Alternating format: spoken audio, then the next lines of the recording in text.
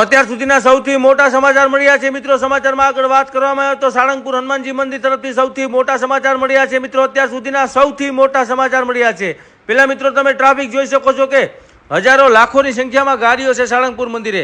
દોસ્તો સાળંગપુરના એક પટેલ જે સમાજ છે, પટેલ સમાજની ફેમિલી જે ફરવા આવી હતી અમદાવાદથી, એની જોડે જે સત્ય ઘટના બની છે એ વાત કરશે તો તમારા પગ નીચે જમીન સરકી જશે।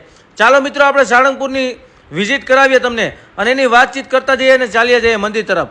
મિત્રો આ પાર્કિંગ તરફ આવ્યા છીએ। સાળંગપુરની સુવિધા જોરદાર છે, કારણ કે અહીં પાર્કિંગનો એક રૂપિયો પણ લેવામાં આવતો નથી। રોજની હજારો ગાડીઓ હોય છે ને એક તો એક બખ્તરબંધ ગાડીઓ હોય છે, એટલે કે અહીંયા વીઆઈપી લોકો મોટા ભાગના આવતા હોય છે। દેશ અને વિદેશથી લોકો અહીંયા પગે લાગવા આવતા હોય છે। મિત્રો એક વખત એક પટેલ સમાજના ફેમિલી લોકો ફરવા માટે આવ્યા હતા અહીંયા સાળંગપુર, જ્યારે હનુમાન દાદા કિંગ ઓફ સાળંગપુર એટલે કે મોટી મૂર્તિ છે, આગળ તમને બતાવીશ। ત્યાં મિત્રો એને દર્શન કરવા ગયા હતા। પછી અહીંયા ગાર્ડન જેવું છે, ત્યાં બેઠા હતા, બેસી અને પછી એમ થયું કે ચાલો હવે રાત્રે રૂમ બુક કરી લઈએ। ત્યારે મિત્રો એનું સોનાનું બુટી કાનમાં પહેરવાનું પટેલ બેનનું, સંગીતાબેન પટેલ નામ હતું એનું। મિત્રો આ સંગીતાબેન પટેલનું બુટી ખોવાઈ જાય છે। દોસ્તો બુટી ખોવાઈ ગયા પછી જે ઘટના બની છે, આ વાત મેં અહીંથી એક સ્થાનિક માણસ પાસેથી સાંભળેલી છે, કોઈ આ બનાવટી વાત નથી મિત્રો। તો મિત્રો આગળ વાત કરવામાં આવે તો અત્યાર સુધીના સૌથી મોટા સમાચાર પણ આપણે કહી શકીએ, કેમ કે હનુમાન દાદા હાજર હાજર છે કાળા કળિયુગમાં પણ। અમુક લોકો અંધશ્રદ્ધા પણ માનશે, પરંતુ જે માને એને માનવા દો। આપણે શ્રદ્ધામાં માનીએ છીએ, આપણે ભગવાન અને ભક્તિને માનીએ છીએ, એટલે આપણા વિડીયો બતાવી અને લોકોને પ્રેરિત કરીએ છીએ કે ભગવાન કાળા કળિયુગમાં પણ છે। મિત્રો ભગવાન ક્યાં છે? જ્યાં ધતિંગ ના હાલતું હોય। આપણે કોઈ ધ્રુણવાની કે દાણા જોવાની ને આપણે ક્યારેય વાત કરતા નથી। આપણે મિત્રો ભગવાન ઉપર વિશ્વાસ કરીએ છીએ, કેમ કે અમેરિકાની ડોલરમાં પણ લખેલું છે કે ટ્રસ્ટ ઓફ ગોડ, એટલે ભગવાન ઉપર અમને પણ વિશ્વાસ છે અમેરિકાવાળા કે। તો આપણે તો હોવો જ જોઈએ, કેમ કે ભગવાન બધા અહીંયા ધરતી ઉપર જન્મ લઈને આવ્યા છે। ચાલો મિત્રો વાત કરવામાં આવે તો આજે સાળંગપુર તરફથી જુઓ તમે, પહેલાં મંદિર જુઓ, મૂર્તિ જુઓ, કેવડી મોટી 54 ફૂટની મિત્રો પિત્તળની મૂર્તિ છે। હરિયાણા પંજાબથી આ બનાવવામાં આવી છે। હવે મિત્રો પટેલના બેન અને એનું બુટી ખોવાઈ જાય છે, પછી એ રાતે રૂમ બુક કરી લે છે। રાતે રૂમમાં નાહી ધોઈને જોવે છે તો એનું બુટી તો ગાયબ થઈ ગયું હોય। પછી એને ખબર પડે છે કે આપણે બહાર ફરવા ગયા હતા, આખું રૂમ ચેક કર્યું, પરંતુ બુટી ક્યાંય મળી જ નહીં। સવારને રાત આખી નીંદર પણ ન આવી। મિત્રો સવારે જ્યારે વહેલા ઉઠી અને બહાર નીકળ્યા ને, સત્ય ઘટના છે દોસ્તો, કોઈ અફવા કે ઓલું નથી। આ પટેલ સમાજના બેન છે, એની યારે ઘટના બનેલી છે। અને આવા તો ઘણા બધા ચમત્કારની વાત છે, પણ આપણે લાંબુ કરશું તો રાતો ને રાતો ટૂંકી પડી જાય, કારણ કે ભગવાન જ્યાં છે ત્યાં ચમત્કારો બહુ અનેરા જાજા બધા હોય છે। પછી એને ઉપાધિ એટલે કે ટેન્શન આવી ગયું કે આપણી બુટી તો ખોવાઈ ગઈ છે, પરંતુ મિત્રો બુટી સવારે જ્યારે ઉઠી અને બહાર જાય છે ત્યારે કોઈક ગરીબ માણસ, હાવ ગરીબ માણસ સામેથી એને બુટી આપી દે છે।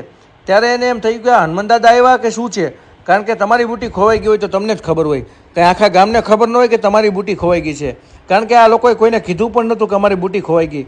આ લોકો રૂમમાં ગયા પછી એને ખબર પડી કે બુટી ખોવાઈ ગઈ।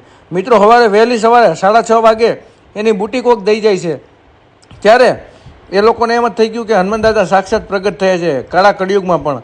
મિત્રો એક વખત એક ભાઈ સાથે પણ આવો, મુંબઈના વાણિયાના ભાઈ સાથે પણ આવી ઘટના બની હતી, એ ગયા વિડીયોમાં મેં તમને બતાવી હતી। મેં આ જે વાતો સાંભળી હોય એ તમને હું કરતો હોય મિત્રો। મને પણ હનુમાન દાદા ઉપર ભરોસો છે, તમને પણ વિશ્વાસ છે મિત્રો, કારણ કે હનુમાન દાદાનું મંદિરમાં એક રસોડું બહુ મોટું છે, જેમ આપણે બગદાણામાં છે ને એવી રીતે, અને ફ્રી જમાડે છે મિત્રો। બહુ સારી સુવિધા છે, બગીચો, ગાર્ડન, લાખો લોકો આવે છે। જુઓ તમે, આ સાળંગપુરનું મંદિર છે। હજી તમને આગળ પણ દર્શન કરાવ્યું તો વિડીયો કન્ટિન્યુ રાખો, જોજો। અધૂરો મૂકીને જાશો તો મજા નહીં આવે મિત્રો। જુઓ તમે, આ કિંગ ઓફ સાળંગપુર 54 ફૂટ આ મૂર્તિ છે મિત્રો। જુઓ 54 કહેવાય, આપણે બહુ ભણ્યા નથી એટલે 54 થઈ જાય, આમાં કાંઈ વાંધો નહીં, એ તો બધું હાયલા રાખતું હોય। 50 નહીં, હા 54 જ, 54 ફૂટની આ મૂર્તિ છે મિત્રો।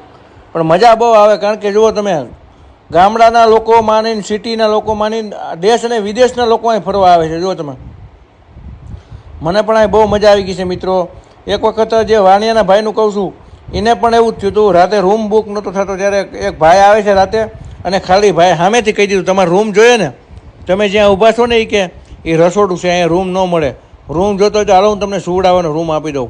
ત્યારે મફતમાં એ ભાઈને રૂમ આપ્યો હતો, કારણ કે તમારા પાસે ખીચામાં રૂપિયો ન હોય અને દાદાની સેવા કરો, દાદાને યાદ કરો દિલથી, તો કાળા કળિયુગમાં પણ દાદા હાજર છે, હનુમાન દાદા। જુઓ તમે,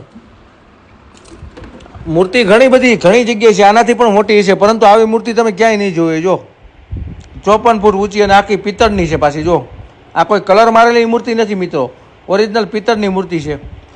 એટલે આ ચમત્કાર બહુ મોટી વાત કહેવાય મિત્રો, કારણ કે આ બહુ જેવી તેવી ઘટના ન કહેવાય। જુઓ તમે, કાળા કળિયુગમાં હનુમાન દાદા હાજર હાજર છે ભાઈ, જોઈ લો.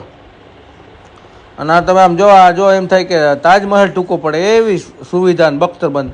આ તમને રૂમ મળી જશે, બધું એસી વાળા નોન એસી બધા રૂમ મળી જશે, બરોબર છે. કિંગ ઓફ સાળંગપુર મૂર્તિ જો. હવે આપણે એના મંદિરમાં આવી ગયા છીએ અને ઘણા લોકોને ઓલું મેલું થઈ ગયું હોય ને તો એ પણ અહીંયા આવવાથી નીકળી જાય છે. લગભગ તો લોકો જાણતા છે એના વિશે, પણ ન ખબર હોય ને જણાવી દઉં. સાળંગપુરના એક બે ધક્કા ખાય એટલે એનું કામ થઈ જાય છે. હનુમાન દાદા હાજર હાજર છે મિત્રો. આ કોઈ અંધશ્રદ્ધાની વાત નથી, આમ સત્ય જે જોઈએ છે એ તમને કહીએ છીએ એમ. હું તો જો કે 7-8 વખત અને આવ્યો છું ને 7-8 વાર વિડીયો પણ બનાવ્યો છે. તો વિડીયોને લાઇક કરવાનું ભૂલતા નહીં યાર, અને ફોલો કરી લો ને કોમેન્ટ કરો. ધન્યવાદ.